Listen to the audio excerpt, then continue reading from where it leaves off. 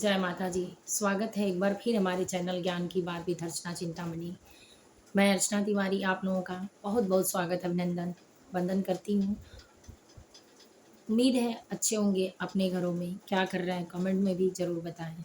आज फिर उपस्थित हूँ एक नए ज्ञान के साथ और ऐसी समस्या जो हर एक घर में होती है और सबके समाधान के लिए लोग किसी न किसी का इंतज़ार करते हैं कि कोई ऐसा मिले जो ये बता दे कि ये करने से ये होगा तो हम कर लें और उस समस्या का समाधान हो जाए।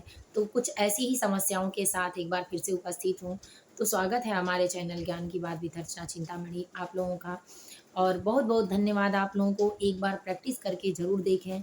अगर इस तरह की समस्या है तो आप बिना किसी से कुछ कहे, बिना किसी से कुछ सुने इस चीज़ को कर सकते हैं और करने के बाद आप उसको उतने ही दिन में रिज़ल्ट पाएँगे जितने दिन में आपकी समस्या उत्पन्न हुई होगी।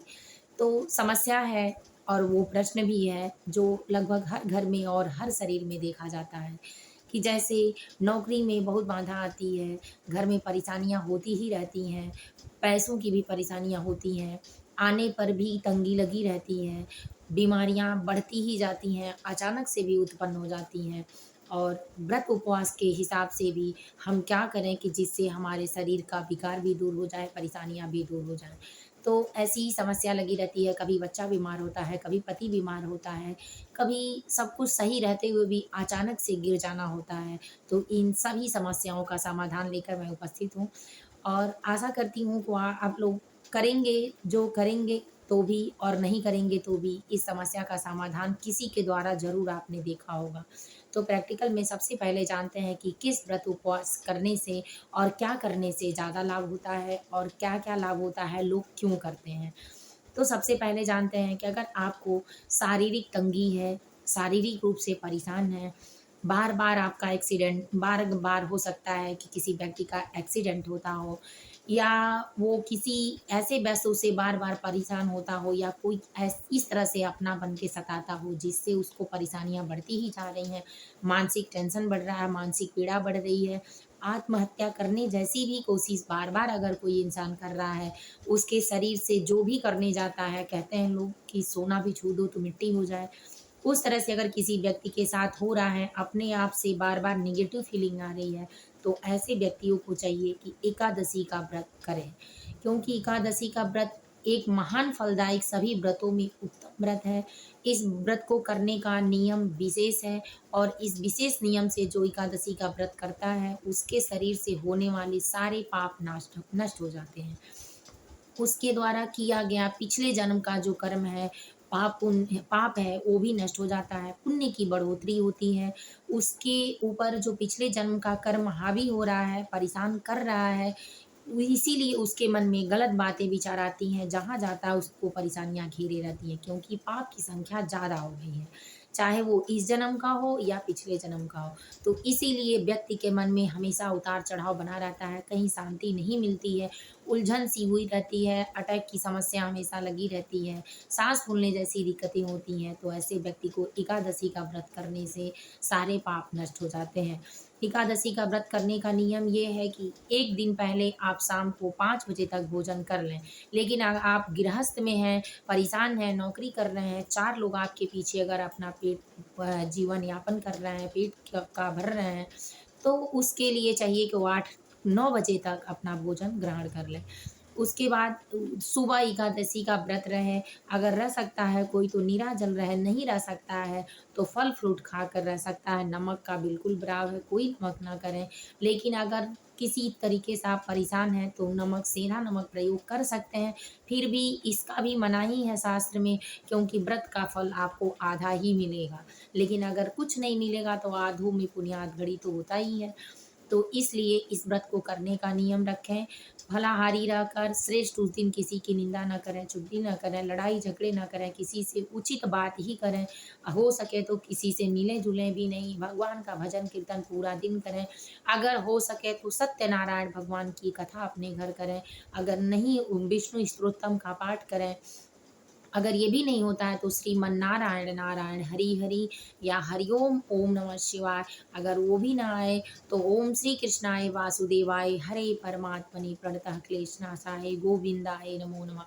इस मंत्र का जाप करें। अगर ये भी नहीं आता है तो ओम श्रीं ह्रीं श्रीं कमले कमलले नमः, ये भी नहीं आए तो आप कोई भी मंत्र भगवान विष्णु का, माता लक्ष्मी की आराधना करके कर सकते हैं। तो इसमें ओम नमः शिवाय, ओम विष्णुराय नमः साधारण भी, चाहे कोई पढ़ी-लिखी महिला हो, चाहे पुरुष हो, ना हो, बोल पाए ना बोले, भगवान का भजन करें तो भगवान उसी तरह स्वीकार करते हैं। अगर मंत्र है तो जितने मंत्र हमने बताए इसमें से आप कोई भी एक चुनकर भगवान का नाम लेकर सिमरन कर सकते हैं। तो इस तरह से पूरा दिन उपवास करें। सुबह में सरसों का तेल नहीं खाना है, लहसुन प्याज नहीं खाना है, तो आप रोटी दाल के सिवा अदर चीज़ें ले सकते हैं जिसमें ये चीज़ें लहसुन प्याज ना हो, मसूर की दाल ना हो और बैंगन ना हो। इस तरह से आप व्रत का उपवास, साग ना हो, व्रत का उपवास तोड़ सकते हैं।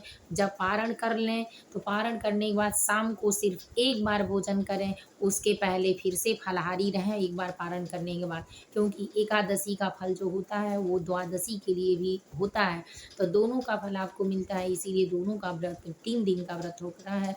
तो मिक्स रखें और बिल्कुल नियम से आप करें तो जितना रह पाते हैं उतना ही अगर करेंगे तो भी आपको पूजा का पूरा फल मिलेगा। तो इस तरह से एकादशी का व्रत करने से आपका फल, अगर पूजा पूर्ण रूप से सही तरीके से अगर होता है तो आप देखेंगे कि आपको फल जितने दिन में समस्या हुई है उससे कम दिन में समाधान हो जाएगा और आप में एक नई खुशी, एक नई ऊर्जा समाहित होगी। आप अच्छे रास्ते पर, नेक रास्ते पर चलेंगे बिना कहे, और भगवान का जो आपने सुमिरन किया है उसमें आपके अंदर एक अध्यात्म जागेगा जो आपको सही रास्ता देगा, भगवान का भजन भजन मार्ग देगा जिससे आप आगे जाकर भगवत में समाहित हो सकते हैं। और ये पुण्य आपका यही नहीं, एकादशी का पुण्य ऐसा है कि जो आपके पास हमेशा उपस्थित रहेगा। तो इस तरह से आप कर एकादशी का व्रत अपनी शारीरिक रूप की जो पीड़ा है उसको समाप्त कर सकते हैं। अब जानते हैं कि आपको अगर शक्ति नहीं प्राप्त होती है, जैसे अपने आप में आप अगर समझ रहे हैं अपने आप को कहीं कमज़ोर समझ रहे हैं, बार-बार किसी का सामना नहीं कर पा रहे हैं और किसी के द्वारा आपको सताया जा रहा है, शारीरिक शक्ति जो होती है वो आपको कम लग रही है, तो इसमें चाहिए कि आप मंगलवार का व्रत करें हनुमान जी का। हनुमान जी का चालीसा, 1 लोटा जल रखकर, अक्षत फूल, लाल फूल डालकर एक आसन पर बैठकर आसन को अपने आचमनी करें। ओम आसनम पवित्रम समर्पयामि मंत्र बोल दें। अपने ऊपर 3 बार जल लेकर, एक बार ओम माधवाय नमः, ओम केशवाय नमः, ओम विष्णुराय नमः करके आचमनी पी लें। उसके बाद ओम हस्तम प्रक्षालम समर्पयामि करके अपने हाथों को धोएं। तब जाके हनुमान चालीसा का पाठ शुरू करें। अपने अगल-बगल ओम मंगलम मंगलम भगवान विष्णु मंगलम गरुड़ध्वजा मंगलम पुंडरीकांच सुशीवा मंगलाय तनोहरि बोलकर, और ओम गंगा च यमुना सरस्वती नर्मदे सिंधु कावेरी देवहि देवहि पवित्राय नमो नमः ऐसे करके आचमनी अपने ऊपर कर लें। फिर अपने चारों तरफ के वातावरण को शुद्ध करने के बाद, अपने आसन को शुद्ध करने के बाद एक बार आप शुरू कर देंगे तो निश्चित है कि आपको ये आदत लग जाएगी और ये किए बगैर आप रह नहीं पाएँगे, क्योंकि जो भगवान के चरण में है, वो कभी दीनहीन हो ही नहीं सकता, उसकी बुद्धि कभी गलत नहीं होगी। क्योंकि वो जब अपने मार्ग में लेते हैं, तो वो अपने ही हिसाब से बुद्धि भी देना शुरू कर देते हैं। तो इस तरह से उस 1 लोटा जल को अपने पास रखें और शारीरिक रूप से मंत्र को इस तरह से आप अपने ध्वनि में बोलें कि मंत्र आपको हनुमान चालीसा का पाठ सुनाई दे अच्छे से, आपके बोल कर करें, आपके द्वारा बोली गई ध्वनि जो है वो आपके सर में गूंजे। एक जो मंत्रों से उच्चारण करने से जो वातावरण शक्तियाँ निकलती हैं उसमें से ध्वन शक्तियाँ वो आपके पूरे शरीर को घेरे। इस तरह से पूरे तन मन के साथ हनुमान चालीसा का पाठ करना चाहिए, 1 लोटा जल रखकर, क्योंकि आपकी ध्वनियाँ जो हैं, मंत्र जो हैं उस जल में भी समाहित होंगे।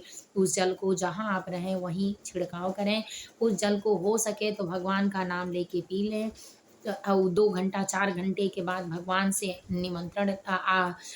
से प्रार्थना करके कि मुझे आशीर्वाद दीजिए कि इस जल से मेरे अंदर जो विकार है वो दूर हो जाए और हमारी बुरी शक्तियाँ हट जाएँ, हमको सही शक्तियाँ वापस मिलें। इसके लिए करके हनुमान जी का पाठ पूजन करें और हनुमान चालीसा का पाठ नियमित रूप से सुबह करें, तो निश्चित है कि आपके जीवन में 40 हनुमान चालीसा 40 बार पढ़ने से, सिर्फ़ 1 दिन में आप सिर्फ़ 1 ही बार पढ़ें अगर आपके पास समय नहीं है, तो आप देखेंगे कि 5 से 6 मंगलवार बीतते ही आपके अंदर वो भक्ति शक्ति जागृत होगी कि जो दुनिया में कोई आपको परास्त ना कर सके, कहीं आपको कोई हीन ना रख सके। आपकी बुद्धि में इतना बदलाव होगा कि आप खुद ही समझ जाएँगे, जिस तरह से व्यक्ति के खाते में पैसा आता है, तो उसको आज समझ में आ जाता है कि हमारे खाते में आ गया। उसी तरह जिस दिन ये पुण्य आपके खाते में आएगा, आपको अंदर से फीलिंग होगी कि भगवान ने हमको दिया है। इसमें कहना नहीं पड़ेगा, सिर्फ़ आपको अपने अध्यात्म को जगाना है। तो इसलिए आप इस तरह करके आगे उसमें बढ़ सकते हैं और अपनी शक्ति को, जो शारीरिक शक्ति है आपके अंदर, कहीं बोलने से घबराहट होती है, बच्चे पढ़ने वाले होते हैं, बात करने में हिचकिचाहट होती है, किसी के सामने खड़ा होने में सारा याद हुआ भूल जाता है, तो ऐसे में हनुमान चालीसा का पाठ या बजरंग बाण का पाठ आपके लिए बिल्कुल महत्वपूर्णदायी है और महत्वपूर्ण फल देने वाला है, तो आप इसको कर सकते हैं। उसके बाद जानते हैं कि अगर कोई शारीरिक रूप से अपने घर में परेशान होता है, बीमार होता है और एक-एक करके धीरे-धीरे सब लोग बीमार पड़ते हैं टेंशन के कारण, तो ये समझ लीजिए कि आपके घर में वातावरण की जो नेगेटिव ऊर्जा है, वो पहले से ही उपस्थित है। इसलिए आपकी हर प्रतिक्रिया काम नहीं कर रही है। तो ऐसे में नवरात्र में या डेली हर शुक्रवार को, सोमवार को या डेली कर पाएँ तो डेली करें। दुर्गा सप्तशती का पाठ ज़रूर अपने घर में करें। इससे आपको शारीरिक बीमारी तो दूर होगी ही, आपके साथ-साथ आपके परिवार की हर समस्या का समाधान हो जाएगा। तो दुर्गा सप्तशती का पाठ करें। अगर आपको पाठ करने का पूरा टाइम नहीं है, आप कामकाजी आदमी हैं या बिज़नेसमैन हैं या नौकरी करने वाले हैं या कोई महिला है जो विशेष रूप से व्यस्त रहने वाली हैं, बच्चे हैं, तो लास्ट में कुंजिका स्रोत दिया रहता है, उस कुंजिका स्रोत को पढ़ें। ओम षड्देवी प्रवाचिमी करके दिया है, तो ये पूरा पाठ पढ़ने से आपको पूरा फल मिलेगा और आपके घर का हर विकार दूर हो जाएगा। तो इसलिए इस बातों को विशेष ध्यान दें। व्रत उपवास भगवान का एक प्रक्रिया है जिससे आप उनके तक पहुँच सकते हैं सीढ़ी के माध्यम से, और व्रत करने से साइंटिफिक तरीके से भी आपके शरीर में 1 दिन किडनी को रेस्ट मिल जाने से पूरी महीने भर की मजबूती आ जाती है और आजीवन उसकी लंबी उम्र बढ़ जाती है। जिस तरह, क्योंकि भोजन खाने से ज़्यादा और ज़्यादा सोने से व्यक्ति को आप मरते हुए सुने हैं, लेकिन कम खाने वाला, कम सोने वाला व्यक्ति कभी जल्दी नहीं मरता है। और बुद्धिमान व्यक्ति हमेशा इस चीज़ का सेवन करता है, कम खाना, कम सोना, काक चेष्टा वको ध्यानम। इसलिए अच्छा लगा हो तो ऐसे ज्ञानवर्धक वीडियो देखने के लिए मेरे चैनल को लाइक करें, सब्सक्राइब करें, शेयर करें और हर एक तक का शेयर करके पहुँचाएँ, ताकि किसी का भी भला होगा तो हम सबका भला होगा। भगवान की महिमा, हनुमान जी की, माता दुर्गा की और बजरंगबली की कृपा आप पर बनी रहे। ऐसा सदैव अपने परिवार में सुखी और स्वस्थ आप लोग रहें। जय माता जी, हर हर महादेव।